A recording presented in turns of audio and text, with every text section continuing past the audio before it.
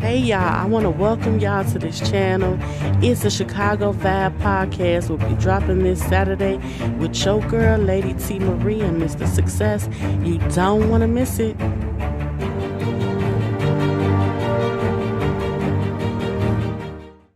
What up, y'all? It's your girl, Lady T. Marie, and DJ Mr. Mr. Success. Success. And today we have a special guest by the name of Kyrie. Stay tuned. Many people struggle with grief, and it can weigh you down. But God wants you to be free.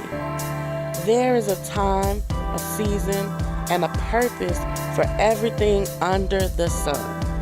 This commercial was sponsored by It's a Chicago Vibe with Lady T. Marie and Mr. Success. All right. All right, welcome back to the show, you guys. And we're here today with our special guest. Oh, and by the way, we're going to be talking about grief and how to deal with it and a lot more other things. Like we say, our show is about just real life issues. But I would like to introduce to our show today a young lady, up-and-coming star, Kyrie, content creator. She have a wonderful podcast. And man, I'm going to let her tell it. Right now, I am blogging. As of right now, I was doing a podcast called Crazy K Podcast. Now, Crazy K Podcast is a podcast where I talk about mental health. The name Crazy K, I came up with it because I grew up in the system, DCFS system, and from my family and like foster homes that I've been in, the foster kids, a lot of people around that didn't really dig into who I am. They called me crazy because I had moments where I would just like get mad. I would be overstimulated. So they used to call me crazy a lot. So that's where I came up with the name Crazy K. It's crazy with a K, not a C. Okay. On there, I basically just give motivational speeches, not only for myself, but for anybody that needs it. I can't remember off the top of my head a few of I got a podcast called Connect to You, where basically I talk about connecting to your inner self instead of connecting with people around, because a lot of people, they want to connect to people around them instead of connecting with self first. Yeah. And that's one of the first steps you do in order to heal. You connect with your inner self to, find the root of your problems. Because I used to be one of those people that pointed fingers at everybody else. In reality, when you come across a problem, you are a part of that problem because you allow those people to make you react, when you are the one that control how you react to situations. And it took me a long time to realize that. In actual, I don't go on my podcast letting people know like, oh yeah, I'm fully healed and all the other stuff, because I still have problems with letting people get a reaction out of me. I'm still working on that. So I let people know like, I'm with you. I 100% understand you.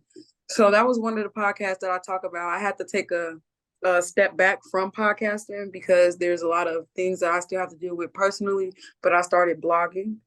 My blog is called Melanin Noir. It's on WordPress, www.melaninnoir.wordpress.com. Okay. And on there, I tell stories. And majority of my stories are just like stories that I came up with or stories that come to me. And most of the stories that come to me have everything to do with lessons in life. Like there was a story that I had just wrote last night. I wish I could share my screen. I should have pulled it up before I started this, but I wasn't thinking about that. But it was a story that I shared last night. And this came to me while I was meditating. One of the words that came to me were pray for your enemies, because they're not enemies. They are people who need love and guidance just like you. And when it kept repeating in my head, so I'm like, let me go on my blog and just write something. And as I was writing, everything just started flowing right along with it. So I just kind of figured out that I was one of those people that needed to put my voice into writing or video. Like I like to talk a lot. and I like to give advice a lot, but some people, they don't listen. So I choose to do mines in a way, yeah, they'll come to me for advice, but they never take heed to it. Or if I tell them something and they be like, oh, you think you know everything? No, I'm just giving you what, what was called for me to give you, the message that was called for me to give you. So instead of me just taking in everybody else's energy and draining myself, I just took it, put it in a blog or put it in my podcast. So that's what I'm doing right now. I have an internship with digital media. It's called Kingdom Branding. They work on flyers, web development, and things like that. That's kind of moving kind of slow because they are busy a lot. So just weighing out my options right now, working and just hoping for a blessing. Anybody to watch my podcast, listen to my podcast, read my blogs.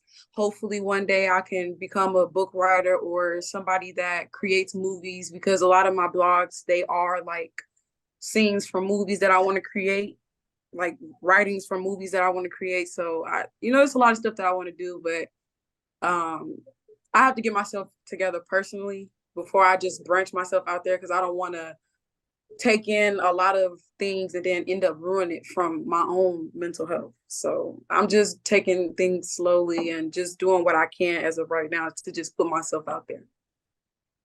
And I just want to ask you, because a lot of them I've been following, like the very first one I heard that you did your podcast and stuff. Was it like life experience that inspired you to do that, or it just come to you and you just relate a message and stuff? What inspired you to do the type of writing you do? Because a lot of your writing is real deep for a young girl your age. You like 24, right? And you be writing really some thing. I be seeing a lot of it, real nice and heavy too.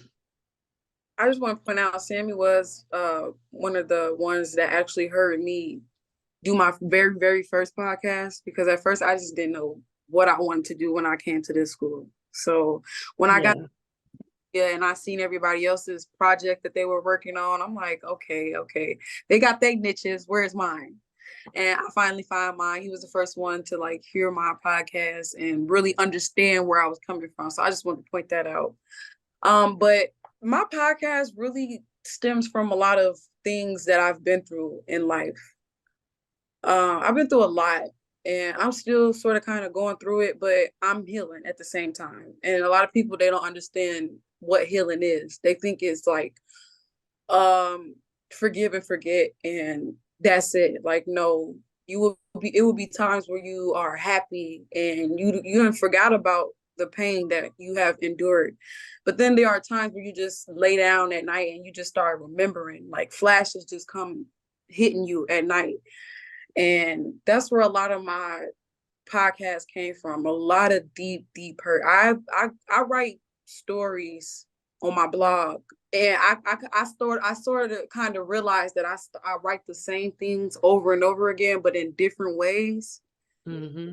So I'm doing my healing within my bloggings, but I sort of realized that I write a lot of things the same, but in different ways for everybody to understand, because everybody don't have the same thinking. Yeah. And it's just my way of coping, my way of getting through a lot of things that I've been through. So if I'm writing the same thing over and over again, I know that it's a lesson that I still have to learn. Okay. Can I ask you a question? When have you ever dealt with any form of grief in your life? Yes. Okay. Would you mind explaining to the people what type of grief and how have you overcame that grief? My family hasn't really experienced a lot of deaths. The very first death that we had in our family was my great grandfather, and I was very, very young, but I still remember his funeral. And it was like when I was a kid, I had like this deep understanding of things. It was like I was really, really smart.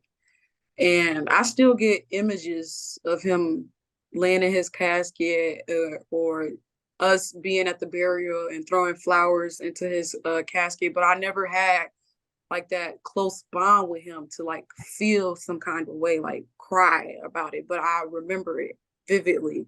Mm-hmm.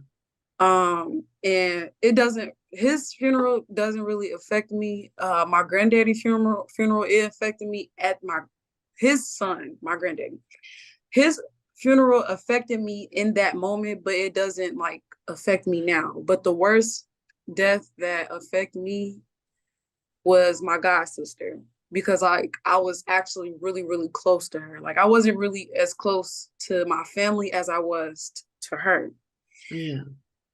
When she passed away, I was in school. I was in high school and I was in class. And my mom called me while I was in class. She FaceTimed me and she was like, "Oh," she was like, "Ashley died." And I'm like, "Ashley who?" She was like, "Ashley." I was like, "Ashley Weaver?" She was like, "Yeah." And I hung up the phone to her and I just started like crying. And how I dealt with that, I was in foster care, and my foster mom and my siblings, because I was in the foster home with my siblings. It took us a while before we ended up together, but I was in foster home with my little sister and my little brother, and they did not make it easy for me. Wow. Got sent home from school. My mentor at my school, she drove me home because I just couldn't stay in school because I just constantly kept crying. So she drove me home and she went to go talk to the foster mom, and the foster mom was just like acting as if like she don't care about how I feel. Mm-hmm. It took so much of a toll on me that I just started like smoking marijuana uncontrollably, um, not eating any food. I lost a lot of weight, like a lot of weight. They used to think that I was doing other drugs other than weed. That's how much weight Yeah. I lost. And I don't cry as much now, but I pray. And with my granddaddy, the way I coped with that was when I was younger, I looked at the sky. After his funeral, it was a long trip back. We lived in Rockford. The funeral was in Chicago. Around this time, I was in Rockford. And on the road, I just was looking up at the sky and I just seen the biggest star that was shining bright in the sky. And I'm like, that's my granddaddy watching over me. So that's how I deal with grief. Mm-hmm. And I deal with death. I just say that anything around me, right? Something that connects to me, like if I constantly keep seeing um red cardinals, because I do see them a lot, and those birds, they are like every once in a blue moon kind of birds. They don't just show up.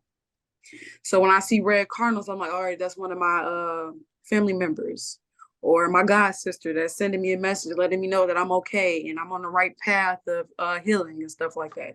So I just tell people to deal with it like that. Like it was one time I was in the Uber, and the Uber almost got into an accident, but I was in the car and we almost got hit by a semi truck, but he stopped his brakes just in time. And I just knew that was my family members watching over me. And that was just God right there. Like there's been so many times where I could have been in accidents or I could have got snatched up. It's been so many times, but I walk around here with so much faith, and I feel like I'm just so protected that I don't worry when I go outside anymore. I don't worry about anybody doing anything to me. I just don't worry because I know that I'm protected and I know that my family is watching over me. So that's just how I deal with it. Um, I just want to say, about grief. Um, I could be here all day about grief because I done lost so many people, from my husband to my brother to uncles, cousins, my grandfather. Like I could write a book on just talking about, really losing people. But what really struck grief with me was when I think I was maybe 18, no, 17. And my fiance passed away. Well, he was murdered at the time in Chicago. And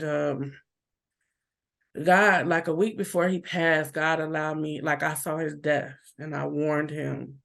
I had a dream of him literally in a casket.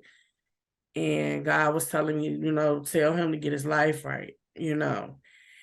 And to fast forward, the day before he passed, everything was just like in slow motion. I just felt real, very weird, and and God was just giving me that sign because he deal with me in the prophetic, so I just didn't feel right. And so that next morning, I literally had a picture of him in my entertainment center. You know how back in the day we had the entertainment center with the glass door. And the picture, when I woke up, at the time I was going to Kennedy King College, and I was getting up ready for school, and the picture literally just fell.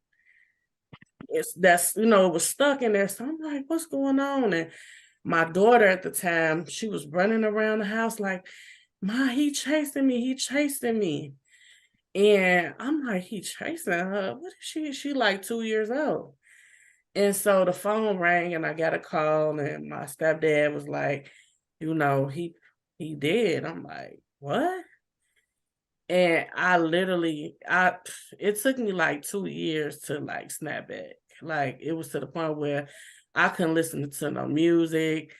I was traumatized,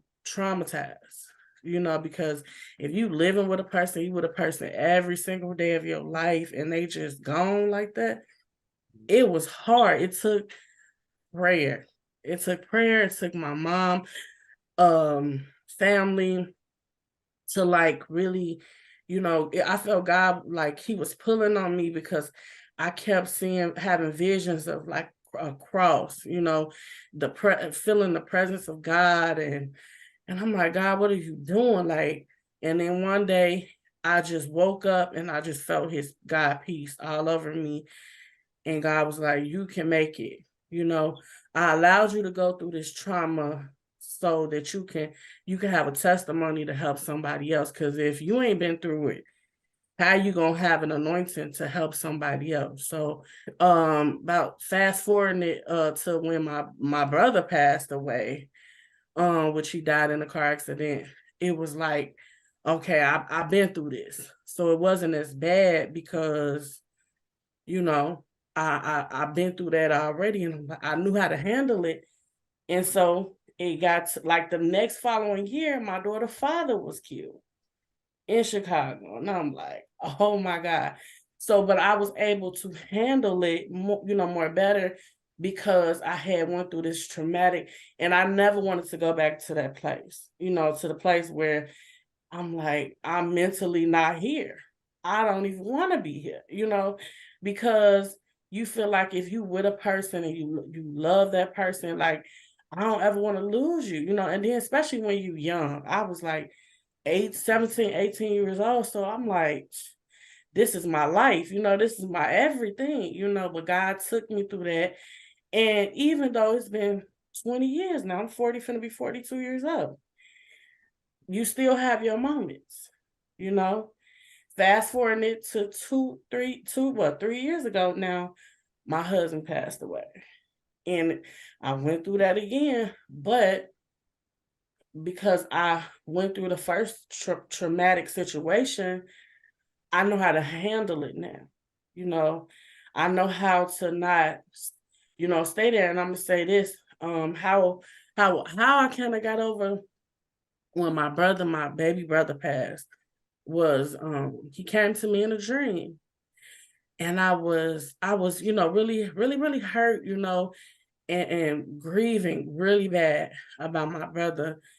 And he came to me in a dream. He was walking down this hallway and he was like, you have to let me go. He said, if you don't let me go, you're going to be where I'm at, because stress is going to kill you. And I was still holding on to his leg, and in my spirit, I knew I had to let him go. I'm holding on to the memories.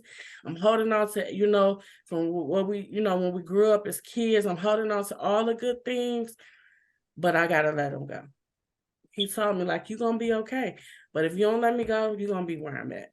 And that was the hardest thing for me to do. But he literally came to me in a dream and I had to let him go.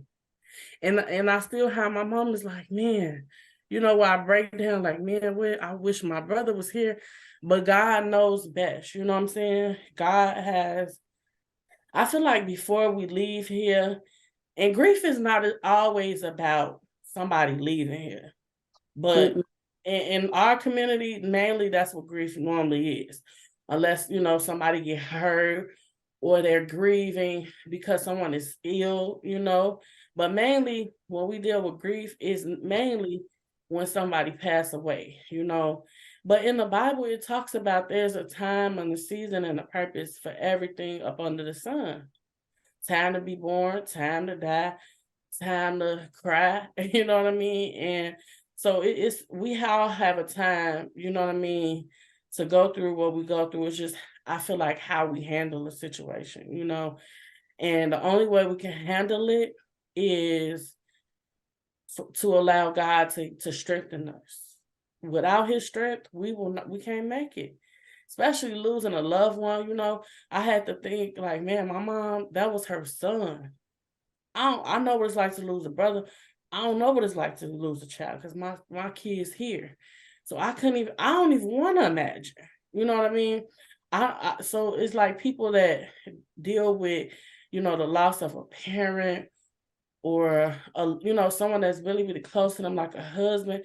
That is really hard. And so if anybody that's out there listening to me, and you dealing with your mother, your father, the loss of whoever, that you was close to, the only way you'll never get over it. I will be sitting up here lying saying you gonna get over it. No, you're gonna learn how to cope. Yeah, you just gotta find peace with that. You gotta learn, and the only peace you're gonna get is in God. I'm here to tell you. You could try whoever you want to try. You could look for whatever drug to get you high is higher than the Sears Tower. But at the end of the day, you need God. And that's just really what it is. So Sammy, I'm gonna give it back to you. Right. And yeah, it's just a lot of ways to deal with grief is I just, like you say, prayer, give it to God and keep positivity going on. A lot of people tell us you're gonna move on, you move on. No, it's no moving on because the pain of going through it's gonna always be there. It's just the way to deal with grief basically is like you say, prayer, but we got to move forward with it. That's basically the key. And the key is prayer, positivity, and stuff like that. And the most common way of grief is losing a loved one or, the significant other, friend, or a child. But people grieve sometime over losing friendship or just heartbreak. People grieve over heartbreaks and stuff like that all the time. And losing their careers and stuff like that. So it's many different ways and people deal with it different ways. And I suggest any of our listeners out there that's going through grief and need a way to deal with it. A lot of people try to put their grief off on other people. That's not the case. You need to find somebody that can relate to what you're going through because like Lady T just said earlier, she don't know what it's like to lose a child because she never like that. I'll be lying to a person if I tell them it'll be all right because I never lost a child or something. They got like groups meet up and places like that and they talk about it. Some people trust me, if you're going through if somebody out there going through something worse than you are going through and 2 minds are better than one and you can see how they dealt with their stuff. It might not work for you, but it gives you an idea of what to start doing. But you need to talk to someone, and you need to talk to someone who's been through what you went through. And it starts with prayer, positivity, and humor. Humor is always a good way to deal with a lot of stuff. Remember the good times. That's why I say the first impression is not really the best impression, but who you are, who you want to be. That's why I try to always be polite to people, for people could always remember he was the polite guy and stuff like that. You keep memories like that going and you could always cherish the good memories. So you could always have some good memories a person remember you by or some just key in on the positivity that went on through, like if you lost a loved one or if you got your heart broke by somebody, look at the positive energy if you went through a break or a breakup or something. That person, that's their loss. Look at it like that. You keep the good energy going, and that's basically all I gotta say. Pray, keep the positivity going, and that's the best way to deal with any grief that you got going on in your life. Cherish the moment. I wanted to add too, like you said, a lot of times in our culture, Black folk, we think, sweep stuff under the rug. I'm strong. I'm a strong Black woman. I'm a strong man. I done been through this, and you got layers and layers and layers of stuff that's piled up throughout the years of your existence on this earth, and you ain't talked about it, and a lot of times it's not good. You need to be free from a lot of stuff, whether you got to go to counseling and talk about it, call your friends, call your grandma, somebody to vent to, because when you'll eventually explode, and then eventually explode on the wrong person, not intentionally, but because you carrying so much on the inside of you. You carrying these bags, this dead weight, you know what I'm saying? And you gonna leave them somewhere. So you gotta ask God to come in and to heal you, but you have to do the work first. You know what I'm saying? You gotta want to be free, and want to, because a lot of times, a lot of people like having that crutch. You know what I'm saying? Some people wanna live on and how I don't want to be bound. You know what I'm saying? I swear you just read my mind. I was like, some people love that trauma. They love holding on to that because there are people out here that like to babysit people that hold on to that kind of stuff. And it's just like, you got to grow sometime, some way. Like, you're not going to have people to hold your hand all throughout your whole entire life. That's why people are enablers to people that hold on to trauma. Especially because I was talking to this guy. I'm not gonna say his name, but I was talking to this guy. But first, before I get into that story, I want to add, when you had said something about you have to pray or talk to people. One thing I feel like people need to learn is crying. Yeah. Crying is a form of healing because you are letting go. Yes. You are holding on to. And and I want to say men, because men are the prime example. Like, there are women out, because my mama is one of them. She don't cry. There are a lot of men out here that feel like crying shows weakness. Yes. But to me, crying is something that heals the body. It let go. Like, when you use the bathroom, you are letting go of waste in your body. So when you cry, you are letting go of trauma. You are letting go of anger. You are letting go of anything that is hindering you from releasing. Absolutely.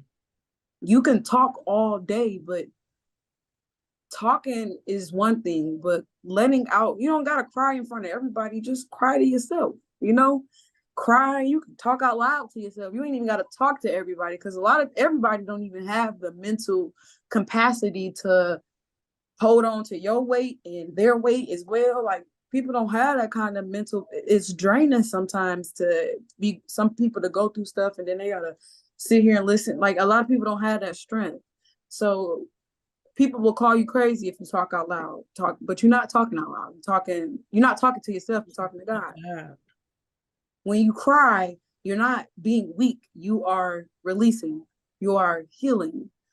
And I was trying to tell the guy that I used to talk to that, like, he's like, oh, crying is weak. And I just told myself to never be like that ever, like, never show that kind of side of me. It's just like, so you just gonna keep on complaining to me, or you gonna keep complaining to the people that you around, or you're gonna keep on dragging that negative energy towards everybody else and keep on whining and pouting about what's not happening in your life, and, oh, I lost XYZ. And it's just like, you have to release. Absolutely. And if you can't put your weight onto another person, because we have our own problems. You got to learn how to release some way, whether that's in your music, whether that's doing what we do, podcasting, blogging, painting. You're releasing in some kind of way, and people don't realize that. Like, when you put a lot of your trauma into your art, it shows how, like, the like what he said about my blogs. it shows the pain and the seriousness that you have in your craft when you put your trauma into something else. If you ain't gonna cry, put it in your artwork. If you're not gonna cry, put it in your music. That lets people know, like, look, I'm releasing, and I'm releasing it my way. And I want to add this before I finish. There's this line in a Young Thug song that, like, it keeps repeating in my head, that because we keep talking about grief. When he has said in his song, "When you lose your life, somebody else is born." And on that note, we're going to pay a few bills and we'll be back after these messages. Dear God, thank you for the gift of family and friends. Bless everyone, for they deserve all the goodness you have given to me. May the love that binds us only grow stronger as we fulfill the destiny you have laid out for us. Protect us against any and all problems we may encounter in the future. Give us strength to overcome all of the difficulties that we are dealing with now. Heavenly Father, bless us, Lord. In your name I pray. Amen. Hey you, do you feel your back is up against the wall with nowhere to go or turn? Mental illness is real. And if you or someone you know is battling with this demon, try Jesus. This commercial is sponsored by the Lord. All right, everybody. Welcome back to It's the Chicago Vibe. We're here with me, your host, Mr. Success, Lady T, and our special guest, Kyrie. And we're talking about grief. And before we went to break, Kyrie hit on a good point about, like, a lot of people deal with grief by putting it in their music, movies, books, and stuff like that. And I know I used to do that too when I was young, especially when I was a teenager and early 20s and stuff like that. But my mother, and not just my mother, prophet, a preacher, he told me one day, because my mother found like a bunch of my raps. But my mother never been a square. She always was in the music, because actually that's where I get my talent from. My mother, I think it's my father, but a lot of from him too, but my mother. But anyway, long story short, she caught some of my raps, and you think some of this trap music out here is bad influence right now. The stuff I was saying, she said is good music, but that ain't what the Lord don't want you to put that message and stuff out there. You can deal with your grief the other way. In time, you will learn that. And so it is, like, if you watched any of my previous shows, I tell anybody that what I'm doing now, I've been in and out, in and out. I stop, because I wasn't really walking the right path. I was dealing with my grief with my pen in different ways, but I wasn't doing it the right way. You know, I want to put a positive message out there, because it worked for me, it ain't gonna work for the next person, you know, to survive. So that's all. That was a good point you hit on, Kyrie, about a lot of people deal with it by writing, but make sure you write and let it out the right way. And that's why I say positivity is a key. So stay positive, positive things gonna happen around you. Even just a slight bit of negative, the enemy could take over and ruin us, because his job works 24/7. And that's what I got to say about that, how to deal with a lot of grief. Because, you know, also, it's a scripture that says death and life is in the power of your tongue. And I ministered a message years ago. A spoken word creates an atmosphere. People don't understand how, you know, back in the day, that it's the little song we used to sing, sticks and stones may break my bones, words that never hurt me, they lie. Words hurt more than sticks and stones, because you are creating the atmosphere in your world. So if you speak life, life will manifest. If you speak death, death will manifest. And so, like Sammy said, Mr. Success said that, you know, he wanted to put positivity out there, because I was also the type of, you know, person, I was, you know, in media, and I was doing a secular thing. And it's like I do, but I don't, you know, but God put me there, you know what I mean? But I have to have a light, you know what I'm saying? I have to be the light. I got to be a light in a dark place, you know, for his people and for other people, because sometimes we the only Bible that people ever may read, you know? And so I've learned that I'm not ever perfect, you know what I mean? But if I represent him, I got to represent him all the way, because I'm not going to live in hell and then die and then go to hell. I'm just not gonna do that. You know what I mean? So we got to make a conscious decision on, you know, and I know we're talking about grief, but this is a form of grief too. We just got to make a decision, you know.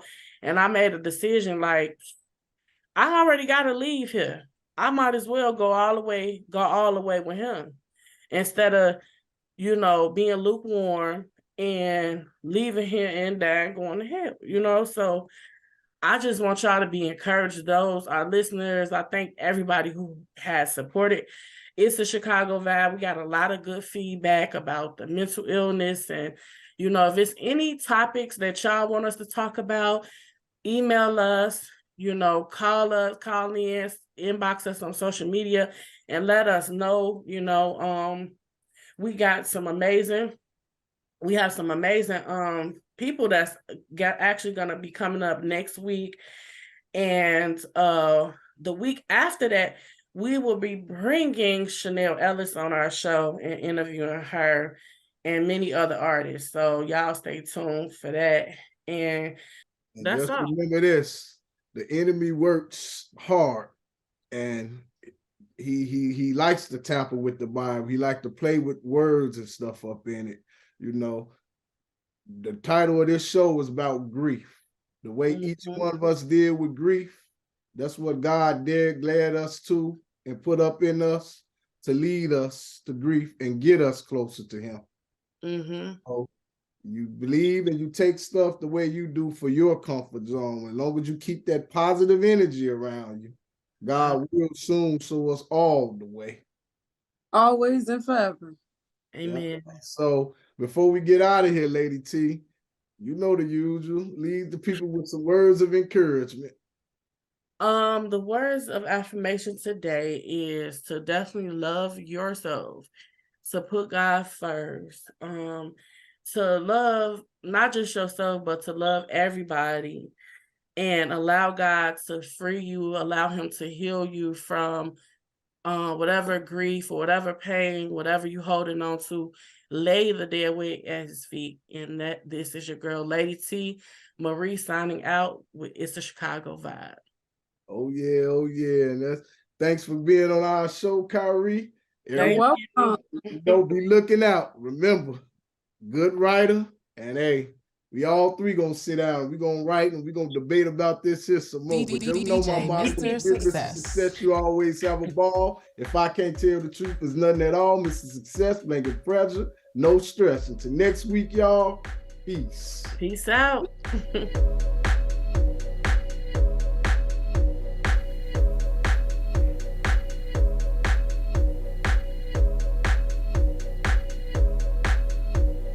C-H-I-C-A-G-O, C-H-I-C-A, let's go, C-H-I-C-A-G-O, C-H-I-C-A, let's go, C-H-I-C-A-G-O, C-H-I-C-A, let's go, C-H-I-C-A.